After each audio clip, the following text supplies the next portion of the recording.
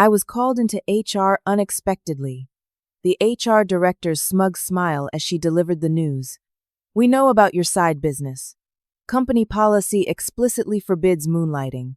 I stood shocked as security waited to escort me out. Only 5 minutes to pack years of work. As I emptied my desk drawer, I noticed the executive seal, my official company signature stamp that authorizes all major contracts. I quietly slipped a small red business card beneath it before walking out with my head held high. 7 years ago, I joined Westbrook Financial Solutions as a junior analyst fresh out of business school. My name is Cornelia Walker, and I had big dreams of climbing the corporate ladder through hard work and dedication. Within my first year, I had already distinguished myself by identifying a pattern in market fluctuations that saved 3 major accounts from dropping our services. By year 3, I was promoted to senior analyst, and by year 5, I became director of strategic partnerships. My specialty was rescuing failing accounts and securing major clients who had previously rejected Westbrook's proposals.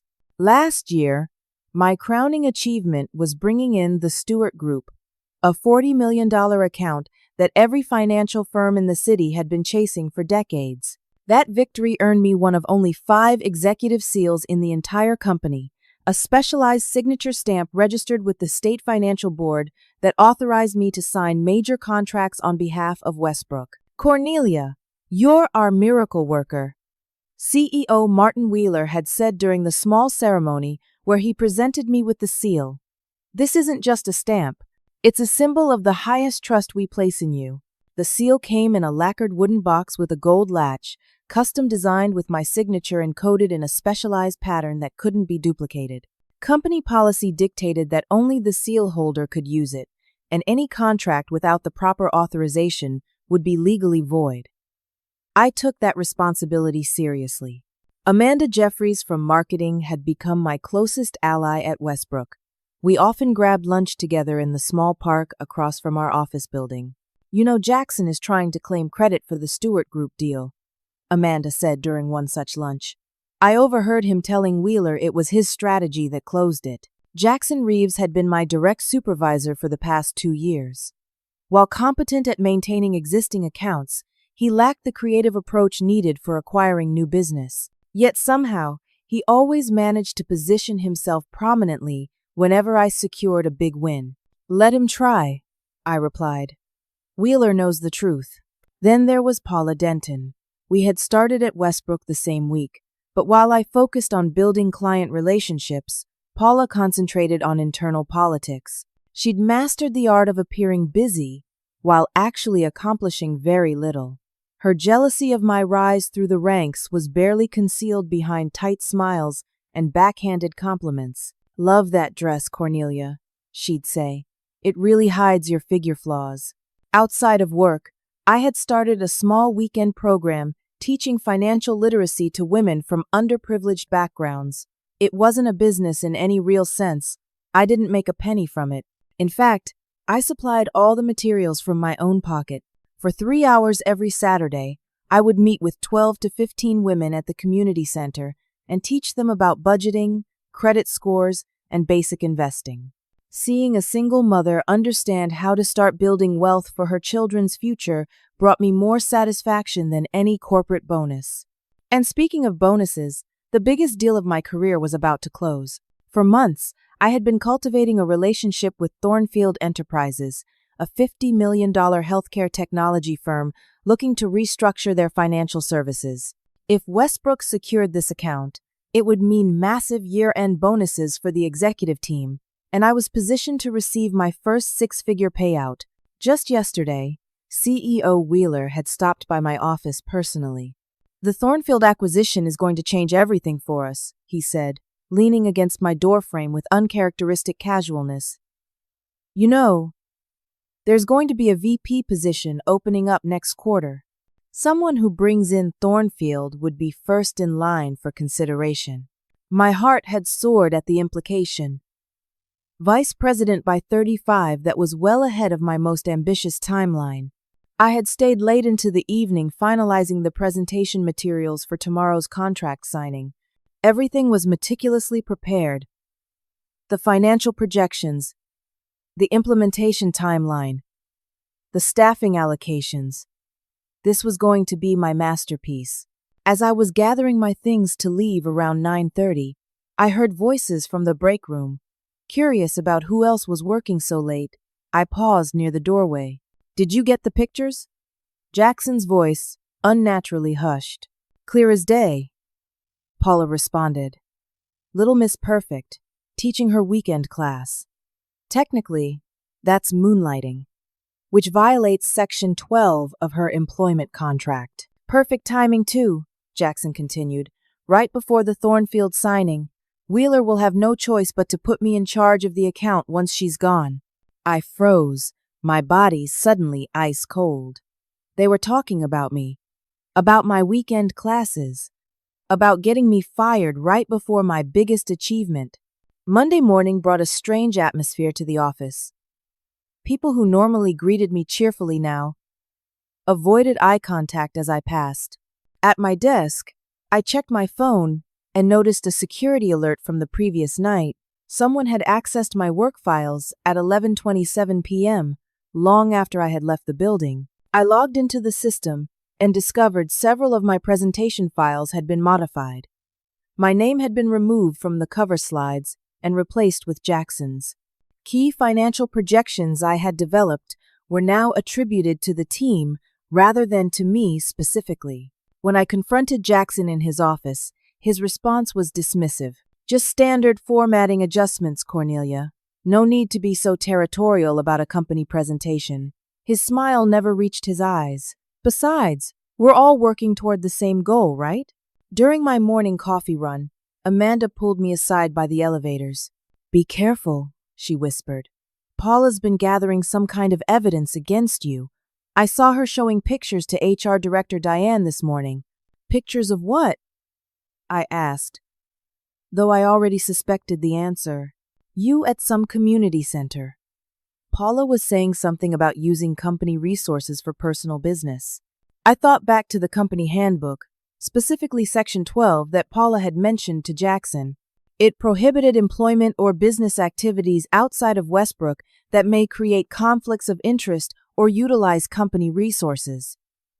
My weekend financial literacy program wasn't employment, it was volunteer work, and I had been meticulously careful never to use any Westbrook materials or branding. Later that morning, the Thornfield representatives arrived for the preliminary meeting. Jackson intercepted them in the lobby before I could get there. "Mr. Blackwell, Miss Thompson, welcome to Westbrook.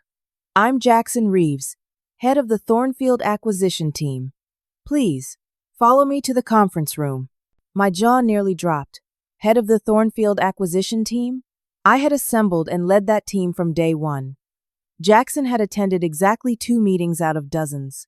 In the conference room, Jackson proceeded to present my financial models and implementation strategy as though they were his creation. Each time I tried to contribute or clarify a point, he would smoothly intercept. "What Cornelia means to say is..." He would begin, then launch into an explanation that either missed key nuances or took credit for my insights. James Blackwell, Thornfield's CEO, seemed perplexed by the dynamic. Several times, he directed specific questions to me about projections that only I fully understood. "Miss Walker, these quarterly integration metrics are quite innovative. Could you explain how you developed this particular model?" Blackwell asked during one such moment. Before I could answer, Jackson jumped in. "Actually, that was a collaborative effort. My team provided the framework, and Cornelia helped with some of the calculations." He quickly redirected the conversation to another topic, while Blackwell exchanged a concerned glance with his CFO, Sarah Thompson. By the end of the meeting, my role had been reduced to that of a silent observer in my own project. As the Thornfield executives left to consider the presentation, Blackwell paused at my chair. "Miss Walker, I was under the impression you were leading this acquisition," he said quietly. "I have been the primary point of contact throughout our discussions," I confirmed. "Interesting. Perhaps we can speak more directly tomorrow at the signing." With that cryptic comment, he joined his colleagues in the elevator. Tuesday morning found me completely excluded from the follow-up meetings with Thornfield. Jackson had scheduled them in a conference room on a different floor and accidentally neglected to update my calendar with the new location. When I finally tracked down the meeting, 30 minutes late, Paula was sitting in what should have been my seat, smiling as she presented slides I had created. Back at my desk, I discovered my computer access had been restricted. My administrative privileges were gone, preventing me from accessing several critical files I needed to prepare for tomorrow's contract signing. When I called IT, they informed me the request had come directly from HR. Just before lunch, an email notification popped up on my screen. Paula had sent me a message clearly intended for HR Director Diane. Attached were several photos of me teaching at the community center, along with highlighted sections of my employment contract. As discussed, evidence of Walker's unauthorized business activities. Clear violation of Section 12. Recommend immediate action before Thornfield signing to ensure smooth transition of account management to Jackson. The email disappeared from my inbox seconds later, followed by a message from Paula. Please disregard previous email sent in error. I confronted Paula at her desk, keeping my voice low despite my rising anger. I saw the email, Paula. Teaching financial literacy as a volunteer is not a business activity. She turned to me with a smile that didn't disguise her malice. The contract doesn't distinguish between paid and unpaid outside work, Cornelia. Besides, we all know you're just doing it to recruit clients for your future private practice. She leaned closer. Side hustles aren't permitted at Westbrook. You should have read the fine print. That afternoon, CEO Wheeler stopped by my office as if nothing was wrong. Cornelia, where are we with the Thornfield paperwork? Everything ready for tomorrow's signing? I stared at him, wondering if he was part of the plot against me or genuinely unaware. All the documents are prepared, I replied cautiously. The final contracts are with legal for review, and the signature pages are being printed with the executive seal placement markers. Excellent. This deal will put us in a whole new league. He paused at my door. By the way, make sure your seal is ready for tomorrow. Blackwell specifically mentioned wanting to see the authentication process. After Wheeler left, I checked my executive seal in its wooden box. The specialized stamp was designed to leave a raised impression that couldn't be photocopied or digitally reproduced. Each executive seal had a unique pattern registered with state financial authorities, making contracts legally binding. Mine featured a small pattern of interconnected triangles at the bottom right corner, the authentication mark that verified it as genuinely mine. I normally took my seal home each night for safekeeping, but decided to leave it locked in my desk drawer since I would need it first thing tomorrow morning. The signing ceremony was scheduled for 9 a.m., and I wanted everything to be perfectly in place. As I was finishing the final preparations around 8 p.m., my email pinged with a message from HR Director Diane. Please report to HR at 8 a.m. tomorrow before the Thornfield meeting. Urgent matter to discuss. A knot formed in my stomach. The timing was too perfect. This was the setup. They were planning to remove me right before the signing, allowing Jackson to step in and take credit for my months of work. But why go to such lengths? I could have easily shared the success with Jackson. He would have received substantial recognition regardless. Unless the bonus structure was different than I had been told. Unless there was a reason.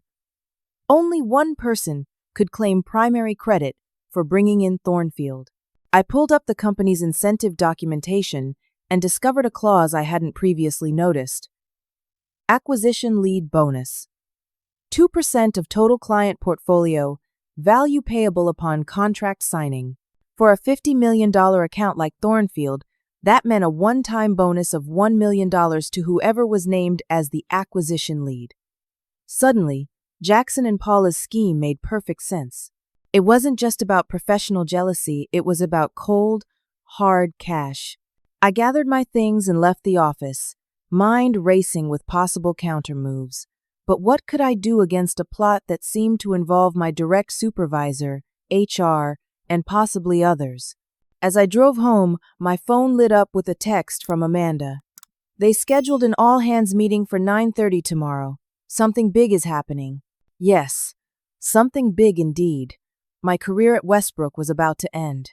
I arrived at the office at 7:30 the next morning, hoping to have time to gather my thoughts before the HR meeting. Security guards Tyler and Marcus were waiting outside my office door.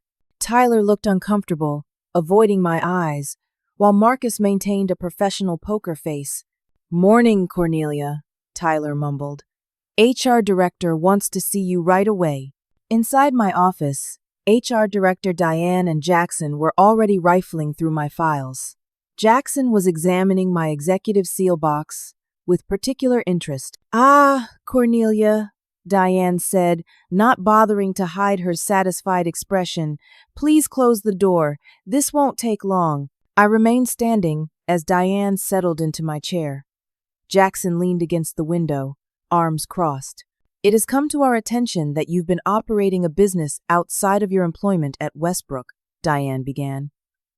"Section 12 of your contract explicitly prohibits moonlighting of any kind." "I don't have a business," I replied evenly. "I volunteer teaching financial literacy at a community center. No compensation is involved." Jackson snorted. "We have evidence that you've been using Westbrook proprietary materials and methodologies in your classes. That constitutes theft of intellectual property." "That's completely false," I said, my voice rising despite my efforts to stay calm. "I developed all materials myself, and they contain nothing proprietary to Westbrook." Diane slid a folder across the desk. Inside were photos of me teaching at the community center, along with printouts of the worksheets I had created. Someone had circled phrases like investment allocation and risk assessment, as if these were secret Westbrook terms rather than standard financial vocabulary. "We've consulted with legal, and your actions constitute clear grounds for immediate termination," Diane continued. "Additionally, your unauthorized use of company concepts means you forfeit all pending bonuses and incentive payments." The pieces clicked into place. This wasn't just about removing me before the signing, this was about ensuring I couldn't claim the acquisition bonus that rightfully belonged to me. Diane stood up, her expression hardening. "You have 5 minutes to box your desk. Moonlighters don't get bonuses." "This is absurd," I protested. "I've dedicated 7 years to Westbrook. At least allow me to speak with Martin." "CEO Wheeler is aware of the situation," Jackson interjected smoothly. "He's naturally disappointed, but supports the company's zero-tolerance policy." I doubted Wheeler knew the full story, but arguing would get me nowhere. Security stood waiting as I began gathering my personal items. Photos, awards, the small plant Amanda had given me for my birthday last year. 7 years of my life reduced to a cardboard box. Through the glass walls of my office, I could see Paula watching from the hallway, not even attempting to hide her satisfied smile. Several other colleagues quickly looked away when I caught their eyes. My executive seal sat on the desk where Jackson had left it. He was now flipping through the Thornfield contract, familiarizing himself with details he should have known months ago. "I'll need to take my seal," I said, reaching for the wooden box. "Actually, that's company property," Diane replied. "The seal stays at Westbrook." "The registration is in my name," I countered. "State financial regulations require." "Our legal team has already addressed the transfer of authorization," Jackson cut in. "As your successor, I'll be assuming responsibility for your accounts, including signatory powers." I knew this was false. The executive seal registration process was extensive and required in-person verification. There was no such thing as a quick transfer of authorization, but arguing further would only prolong this humiliation. As I packed, my mind raced through options. What could I do? How could I fight back against this coordinated attack?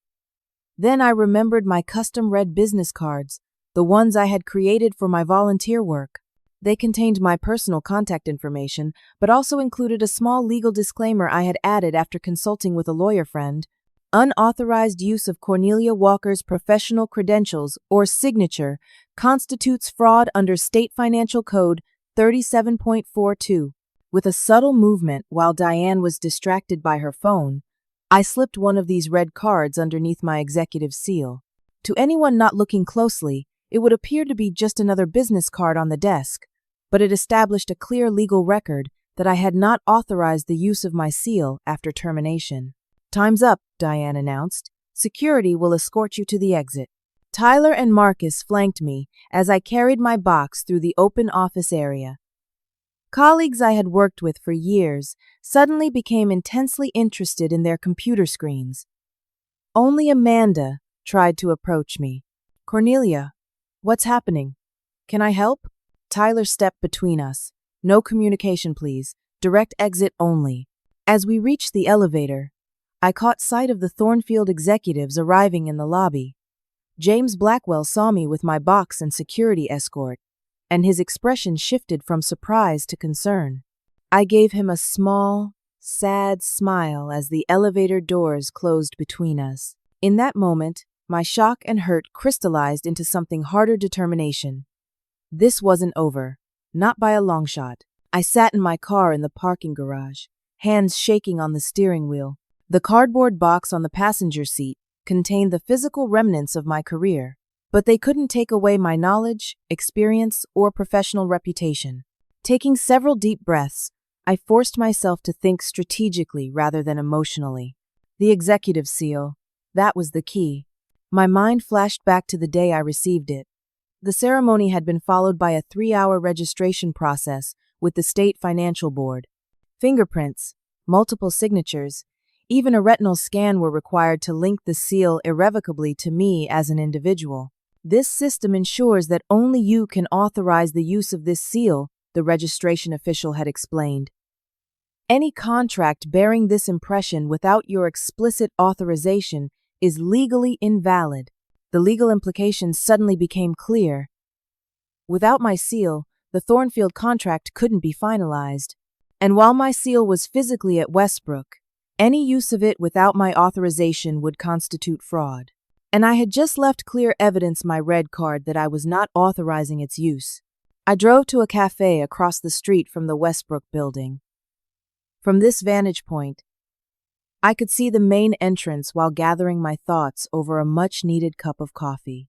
I had just taken my first sip when my phone buzzed with a text from Amanda. "Complete chaos here. Thornfield execs asking for you. Jackson claiming you're unexpectedly ill. Legal debt looks panicked." A small smile crossed my face. The wheels of justice were beginning to turn. 10 minutes later, my phone rang with Jackson's number. I declined the call. He immediately called back. I declined again. On the third attempt, I silenced my phone and watched as the voicemails began to accumulate. "Cornelia, there seems to be some confusion about the Thornfield signing. Please call me back immediately." Jackson's voice was tense, but trying to sound casual. "This is Paula from Westbrook.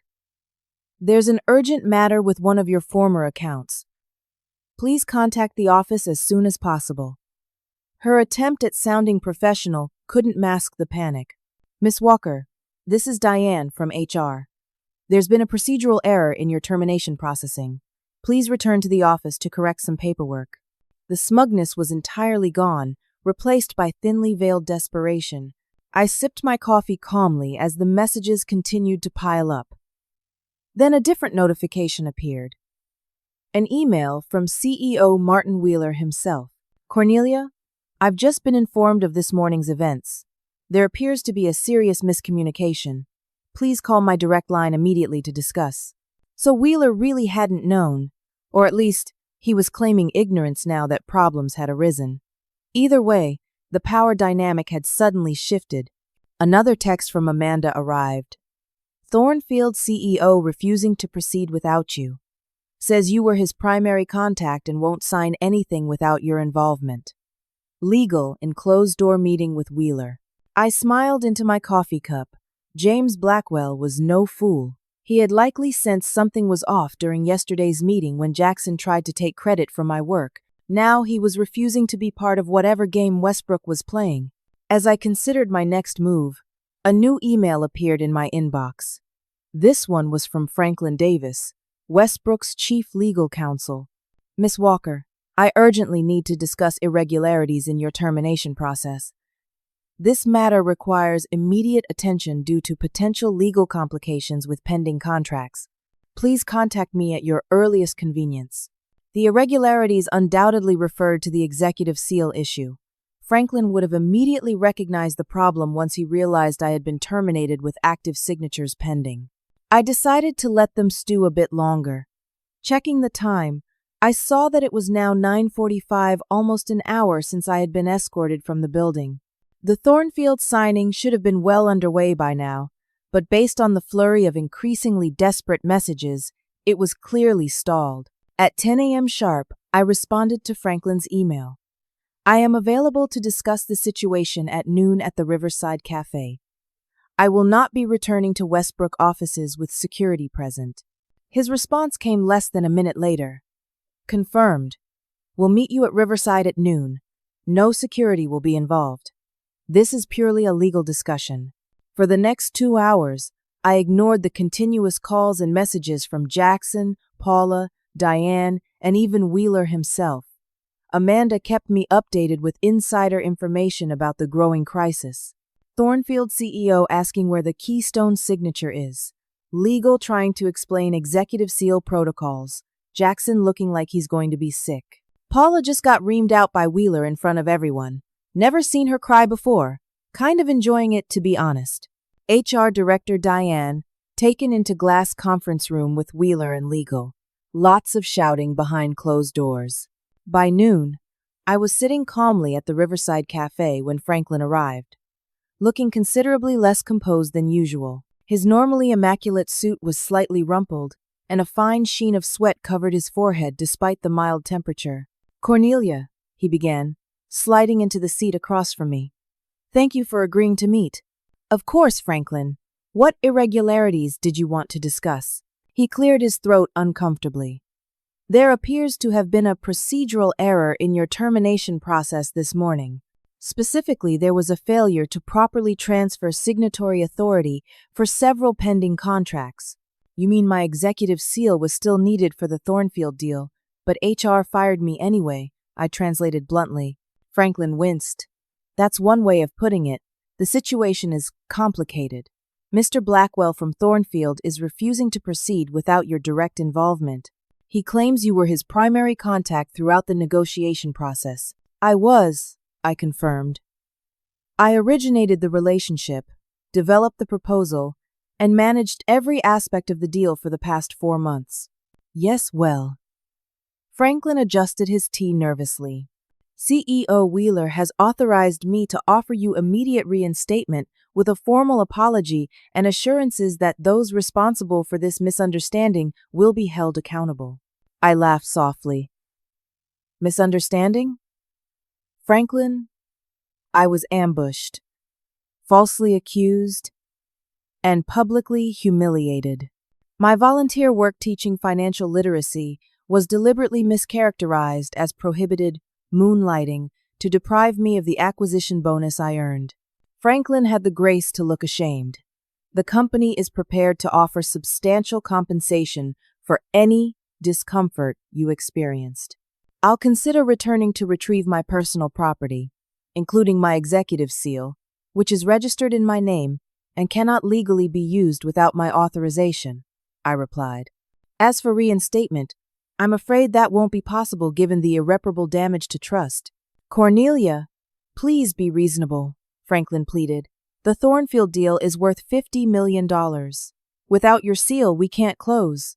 "That sounds like a problem for Westbrook, not for me," I replied calmly. "Perhaps Jackson can explain to Mr. Blackwell why the person who built the entire relationship is no longer with the company." Franklin's expression made it clear that such conversations had already occurred and had not gone well. "Mr. Blackwell has made his position quite clear. Either you're involved in finalizing the deal, or there is no deal." "Then I suppose Martin Wheeler has a decision to make," I said, standing to leave.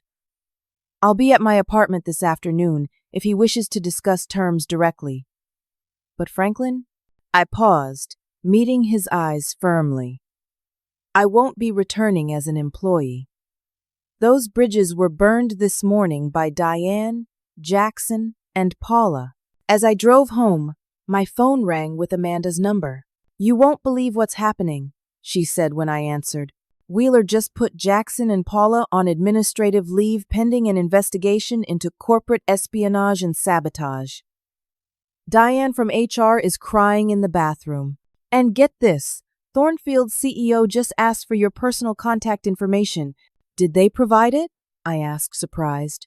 Legal advised against it, but he said either he gets to talk to you directly or the deal is permanently off the table. Wheeler looked like his head might explode, but he finally authorized the release of your number. Expect a call. Sure enough, minutes after I arrived home, my phone rang with an unfamiliar number. Miss Walker? This is James Blackwell from Thornfield. I think we need to have a conversation about your future. The call with James Blackwell was brief but illuminating. He explained that he had selected Westbrook specifically because of my reputation and approach to financial structuring. When he witnessed the obvious attempt to sideline me during Monday's presentation, he had immediately become suspicious. I've been in business long enough to recognize when someone is trying to take credit for another person's work, he said. What clinched it was when I asked Jackson about the third-tier integration model you had proposed in our preliminary discussions. He had no idea what I was talking about. Blackwell requested a private meeting at Thornfield's offices the following morning to discuss alternative arrangements. I agreed, curious about what he had in mind. Meanwhile, CEO Wheeler had been blowing up my phone with increasingly desperate messages. By late afternoon, he finally resorted to what he should have done hours earlier. He showed up at my apartment personally. Cornelia, this has all been a terrible misunderstanding, he began when I opened the door. If you'll just come back to the office and use your seal on the Thornfield documents, we can sort everything else out afterward. A misunderstanding implies an accident, Martin, I replied, not inviting him in. What happened today was a deliberate attempt to push me out and steal my bonus. The question is whether you were part of it or simply oblivious to what your management team was doing. Wheeler's face flushed. I had no knowledge of the termination plan.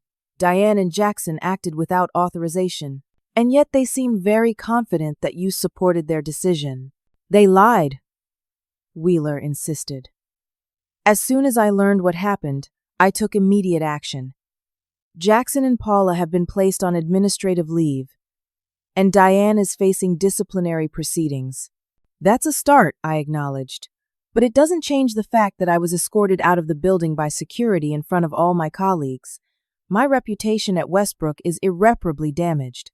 We can address that with a company-wide statement clearing your name, Wheeler pressed. Cornelia, please. Thornfield won't sign without your involvement. $50 million and our company's future are at stake. I'll return tomorrow morning to retrieve my seal and personal belongings, I conceded. I'll meet with the Thornfield representatives to smooth the transition. But I will not be returning to Westbrook as an employee. Wheeler looked stricken. There must be something we can offer to change your mind. The VP position we discussed? It's yours immediately. Double your current salary plus stock options. I shook my head. You don't understand, Martin. This isn't about money or titles. It's about trust and integrity. Westbrook has demonstrated a culture that rewards theft of ideas and punishes ethical behavior. I can't work in that environment. What about your clients? The relationships you've built? I'll help ensure a smooth transition, I promised. But my decision is final. After Wheeler left, looking defeated, I spent the evening preparing for the next day's confrontation. By morning, I had a clear plan and a newfound sense of confidence. When I arrived at Westbrook, the atmosphere was dramatically different from the previous day. Security greeted me with embarrassed deference, and employees who had avoided eye contact during my humiliating exit now smiled awkwardly or offered hesitant words of support. Amanda met me in the lobby with a warm hug. "You're the talk of the company," she whispered. "Everyone knows Jackson and Paula tried to frame you. They've been banned from the building while under investigation. And Diane from HR? Still here but completely sidelined. Legal is handling all termination reviews now." Wheeler was waiting in the conference room with Franklin Davis and the Thornfield executives. Jackson's office was visibly empty, his name placard already removed from the door. "Cornelia," Wheeler began formally, On behalf of Westbrook Financial Solutions, I want to extend our sincerest apologies for yesterday's events. We've launched a full investigation into the unauthorized actions taken against you. James Blackwell watched this performance with barely concealed skepticism. Perhaps we should focus on the contracts, he suggested. Miss Walker, do you have your executive seal? I'm retrieving it now, I replied. Amanda, would you accompany me to my office? At my desk, everything was exactly as I had left it, including my executive seal with the red card still beneath it. Amanda watched as I carefully picked up the seal box. What's with the red card? She asked. Insurance, I replied with a small smile. And the reason we're all here today. Before returning to the conference room, Amanda pulled me aside. I saved something for you, she whispered, handing me a USB drive. Jackson's presentation from yesterday had your original file properties still embedded. I extracted the metadata showing your authorship dates and his late-night modifications. Thought you might find it useful. I thanked her with a genuine smile. Amanda had just provided concrete evidence of Jackson's attempt to steal my work. Back in the conference room, all eyes were on the wooden box containing my executive seal. Before we proceed, I announced, I want to clarify the terms of my involvement today. I am here solely to authorize the Thornfield Agreement as its original architect. This does not constitute a resumption of my employment with Westbrook. Wheeler looked pained, but nodded his agreement. I placed my seal on the table and carefully removed the red business card that had been underneath it. This card establishes that I did not authorize the use of my seal following termination. Any attempt to use it without my consent would have constituted fraud under State Financial Code 37.42. Franklin Davis, Westbrook's attorney, visibly flinched. The legal implications were clearly not lost on him. Miss Walker, James Blackwell interjected. Thornfield entered these negotiations with the understanding that you would be our primary contact for implementation and ongoing management. Given the circumstances, we need to reevaluate the terms of the agreement. Wheeler's face paled. Mr. Blackwell, I assure you that Westbrook can provide the highest level of service through our experienced team. The experienced team that just fired the only person who fully understands our needs? Blackwell countered. I think not. As Wheeler scrambled to salvage the situation, my phone buzzed with a text from Amanda, Paula trying to get into the building, security turning her away. She's losing it in the lobby. I suppressed a smile and focused on the matter at hand. Mr. Wheeler, I propose a compromise. I will authorize the Thornfield Agreement under the condition that my acquisition bonus is paid in full as originally promised. Additionally, I want written acknowledgement that my weekend financial literacy program was never in violation of company policy. Wheeler readily agreed, too desperate to negotiate. Franklin immediately began drafting the necessary paperwork. As we waited, the door burst open and Paula appeared, somehow having circumvented security. Her normally perfect appearance was disheveled, her eyes wild. You can't just erase me from this deal. She spat at Wheeler before turning to me. You think you're so perfect, don't you? Teaching the poor while stealing company resources. Miss Denton, Wheeler said sharply, you are currently suspended pending investigation. Your presence here is unauthorized. Investigation? She laughed bitterly. Into what? Enforcing company policy? Cornelia's the one breaking the rules with her little side business. I remained calm as I placed Amanda's USB drive on the table. This contains metadata proving that Jackson and you altered my presentation files to remove my name and claim credit for my work. That's corporate theft, Paula. And for the record, volunteer teaching is not a business. Paula's face drained of color as security finally caught up and appeared at the door. Miss Denton will be escorted from the premises, Wheeler instructed them firmly, and her building access permanently revoked. As Paula was led away, still protesting, James Blackwell leaned toward me. I admire how you've handled this situation, Miss Walker. It speaks volumes about your character. The remainder of the meeting proceeded with the careful review of the Thornfield contract. When it came time for signatures, I used my executive seal to authorize the agreement, feeling a quiet satisfaction as the unique impression marked the paper. As the meeting concluded, Blackwell approached me privately. Miss Walker, Thornfield has been impressed with your work throughout this process. We'd like to discuss a potential position with our organization if you're open to new opportunities.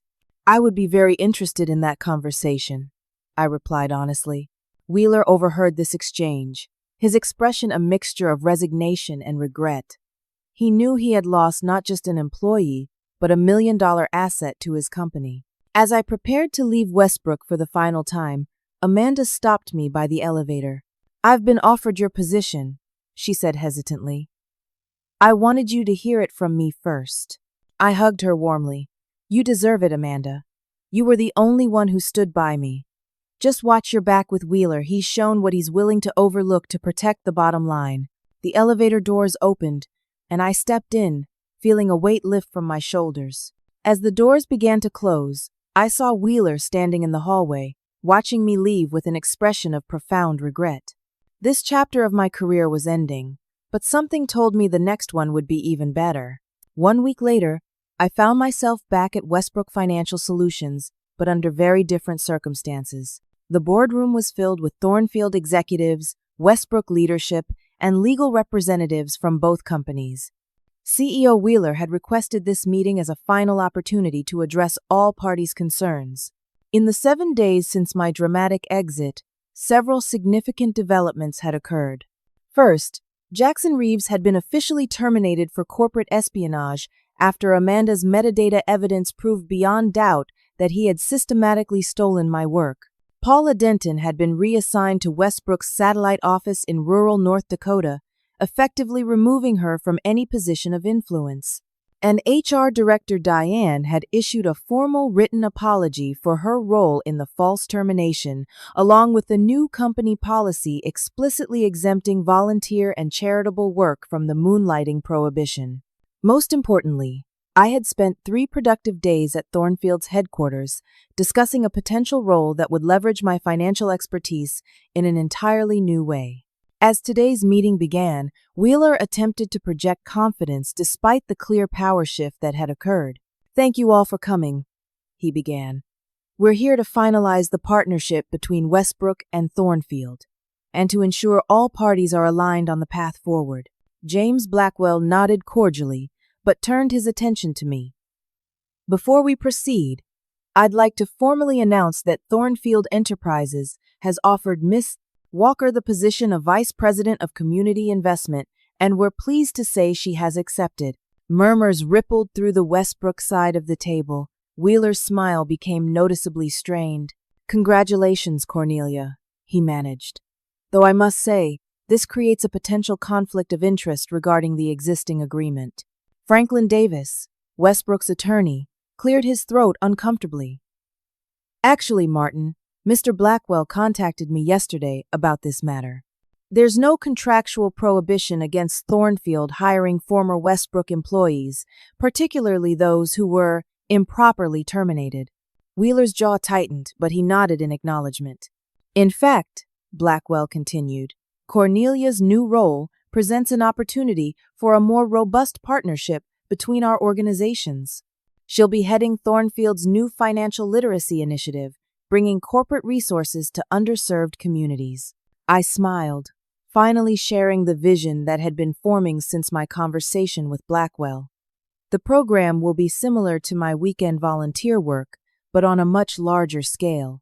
Thornfield will provide funding and infrastructure, while I'll develop and oversee the curriculum. That's admirable, Wheeler conceded.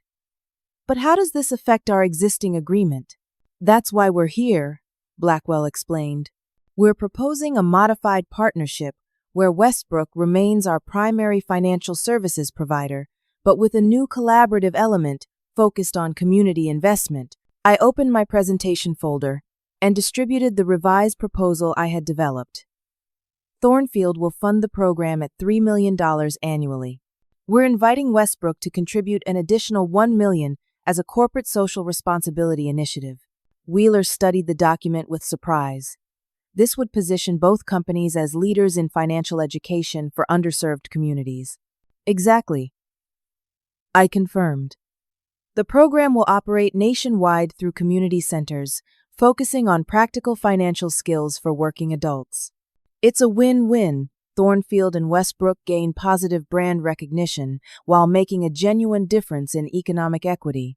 As the details were discussed, I noticed Amanda watching from the back of the room where she'd been invited as the new director of strategic partnerships. Her expression was one of impressed admiration. When our eyes met, she gave me a subtle thumbs up. The meeting progressed to addressing practical matters. Wheeler, recognizing the opportunity to salvage both the Thornfield relationship and Westbrook's reputation, became increasingly supportive. "We would be honored to partner in this initiative," he announced finally. "And as a gesture of Westbrook's commitment, I'm proposing we increase our contribution to $2 million annually." Blackwell nodded approvingly. "Excellent. Then we have an agreement." As the attorneys finalized the paperwork, Wheeler approached me privately. "You've engineered quite a reversal, Cornelia," he said quietly. "From terminated employee to driving our largest client relationship." "It wasn't my original plan," I admitted, "but sometimes the worst moments lead to the best opportunities." "I want you to know that I truly had no knowledge of Jackson and Paula's scheme," Wheeler insisted. "Had I known, you might have stopped it," I acknowledged. "Or you might have looked the other way if the Thornfield deal hadn't been at risk." "We'll never know." Wheeler accepted this assessment with a grimace. "Is there anything I could have done to keep you at Westbrook?" "Created a culture where ethical behavior was valued over political maneuvering," I replied honestly. "But that would have required different leadership from the beginning." He nodded slowly, the message received. As the meeting concluded and people began gathering their things, Amanda approached with a hesitant smile. "So, Vice President at 35, just like you wanted," she noted, "just not quite the way you planned." "Life rarely follows our plans," I replied, hugging her. "But I'm genuinely happy about this turn of events, and proud of you for your promotion." "I have big shoes to fill," she said, "but also some inside knowledge on what not to tolerate." She lowered her voice. "I've started documenting everything, just in case." "Smart woman," I approved. "Stay in touch?" "I could use your marketing expertise for promoting the financial literacy program." "Try to stop me," Amanda grinned. As I prepared to leave, Blackwell joined me by the elevator. "Ready for your first day as VP tomorrow?" "More than ready," I confirmed. "I've already drafted the curriculum expansion for the first 5 cities." "That's what impressed us about you from the beginning," he noted. "Always 3 steps ahead." 6 months later, I stood before a packed community center in downtown Chicago. 50 women and men from diverse backgrounds watched attentively as I explained the concept of compound interest, using practical examples relevant to their daily lives. "Financial knowledge isn't just for Wall Street," I told them. "It's a tool for personal freedom and family security." The program had expanded to 12 cities across the country, with plans for 12 more by year-end.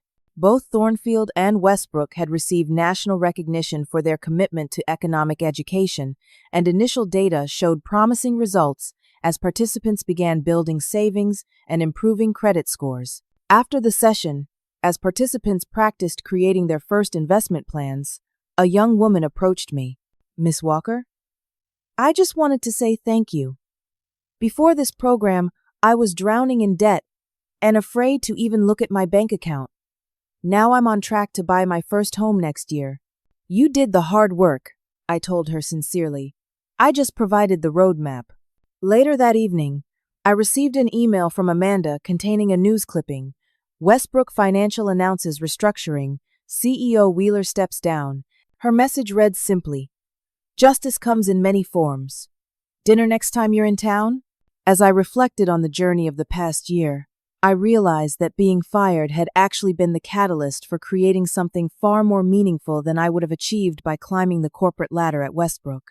Sometimes the worst moments in our professional lives force us to reevaluate what truly matters.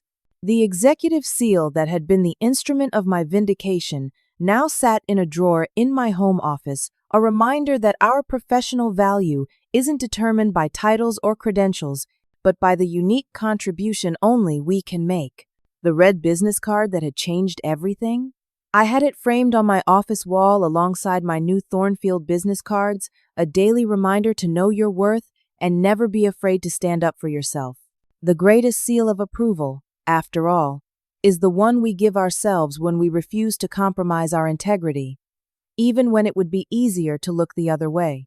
In the end, it's not about winning or losing a corporate battle, it's about creating a life and career aligned with your deepest values. Sometimes, you have to lose what you thought you wanted to find what you truly need. Have you ever experienced a professional betrayal that ultimately led to something better? I'd love to hear your stories in the comments below. And if this account of corporate justice served resonated with you, please like this video, subscribe to the channel for more real-life experiences, and share it with someone who might need a reminder of their true worth. Thank you for listening to my journey, and remember that your worst day might just be the beginning of your best chapter.